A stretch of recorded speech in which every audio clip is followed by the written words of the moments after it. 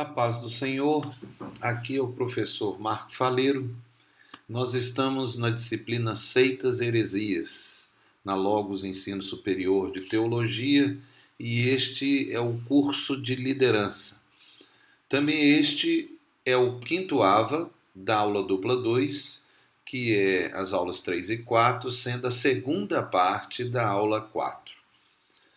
Antes de continuar, seguindo para o assunto específico dessa AVA, que será as grandes religiões do mundo, nós não vamos fazer uma abordagem assim bem definida e específica, numa espécie de apresentação apologética acerca das grandes religiões, mas vamos ter apenas uma visão panorâmica acerca da realidade destas que são as religiões que mantém a maioria da população mundial.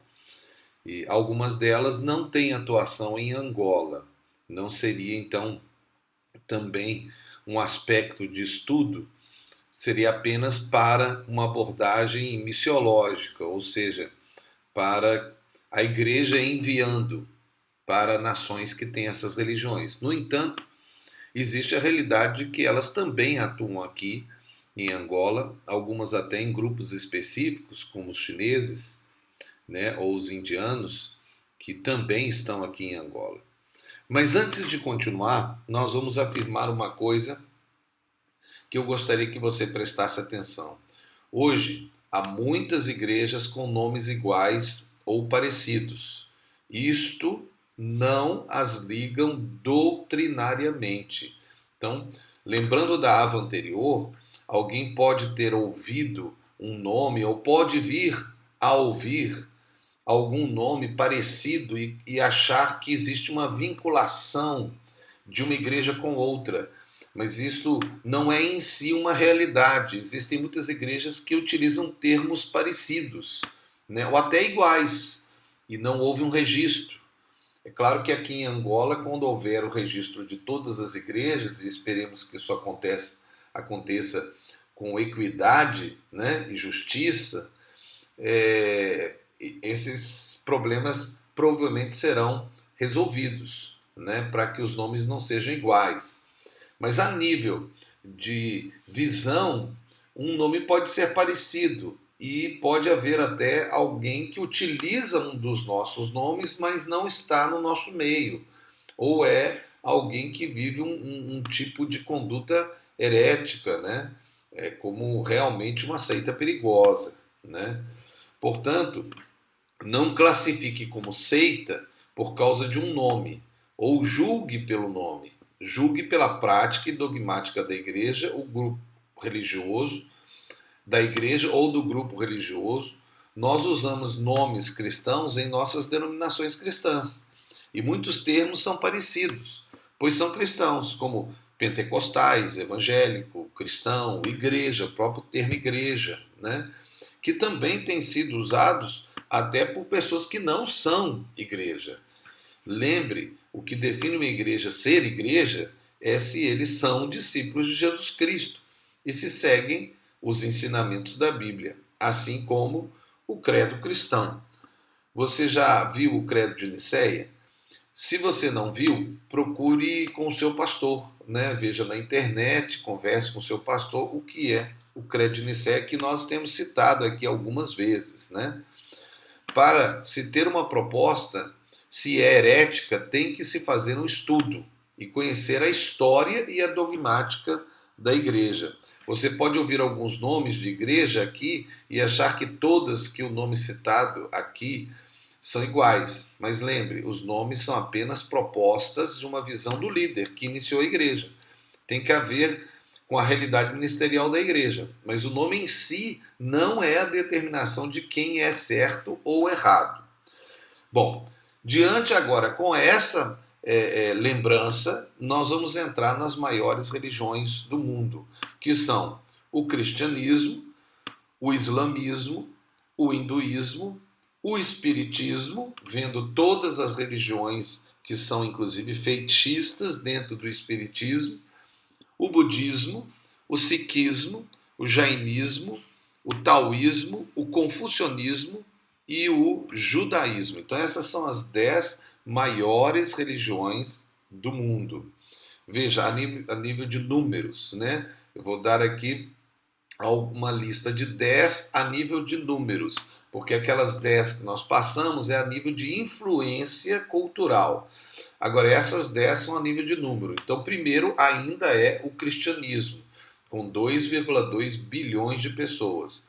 O islamismo com 1,6. Houve um crescimento absurdo, né, nos últimos 150 anos do islamismo, quando eles pularam de 700 milhões para 1 bilhão e 600, principalmente por causa do efeito da migração na Europa, né, diante do que está acontecendo agora.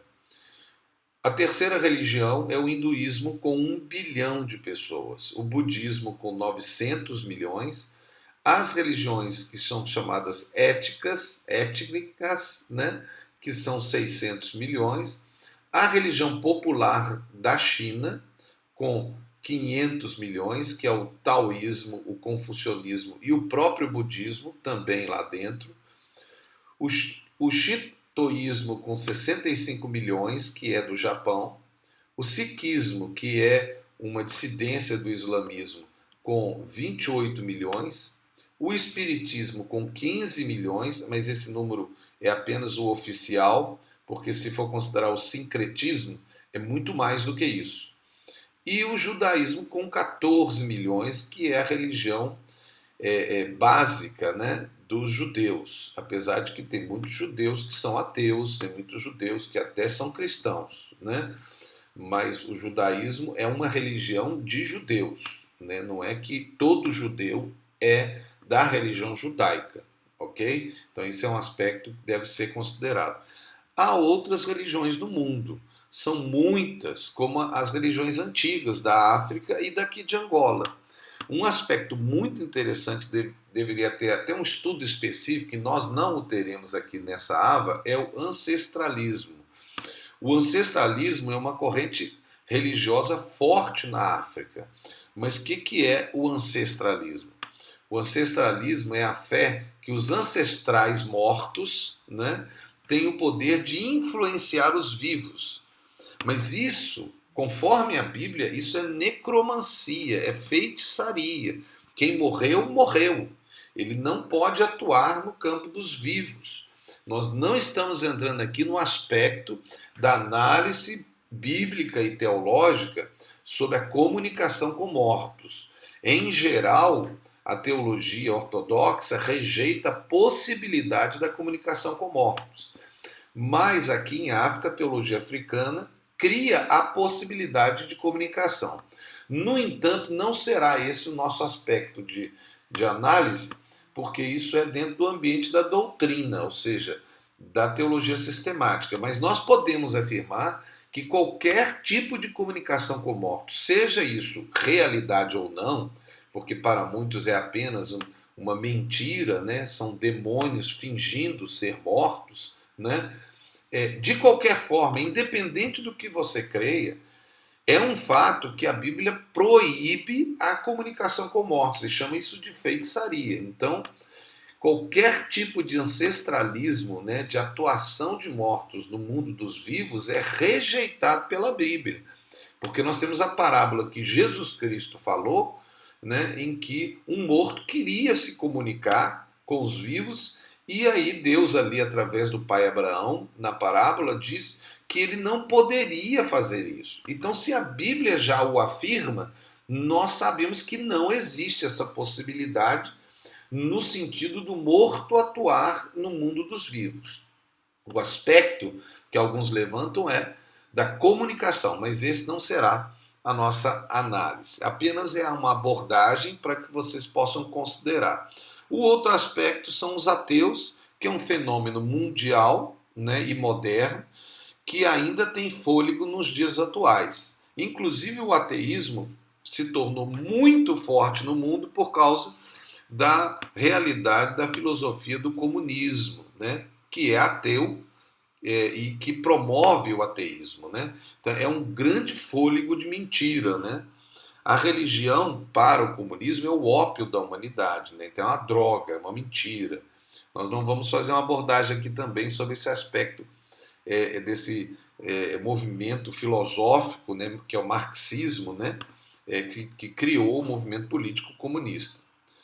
Países com mais ateus. Veja aí o exemplo com as cores, né? E é interessante como, infelizmente, nem é dentro do ambiente comunista que tem mais ateus. É dentro do ambiente de países que tiveram o cristianismo, mas que o cristianismo se tornou morto, né? Porque pior do que o comunismo ou o islamismo, né, que são duas correntes fortes hoje do mundo, é o cristianismo morto, que inclusive tem acontecido na Europa. Veja, o país com mais ateus, conforme o percentual, 85% da população da Suécia são ateus. Veja aí, Suécia 85%, o Vietnã 81%, a Dinamarca 80%, a Noruega 72%, o Japão 65%, a República Tcheca 61%, a Finlândia 60%, a França 54%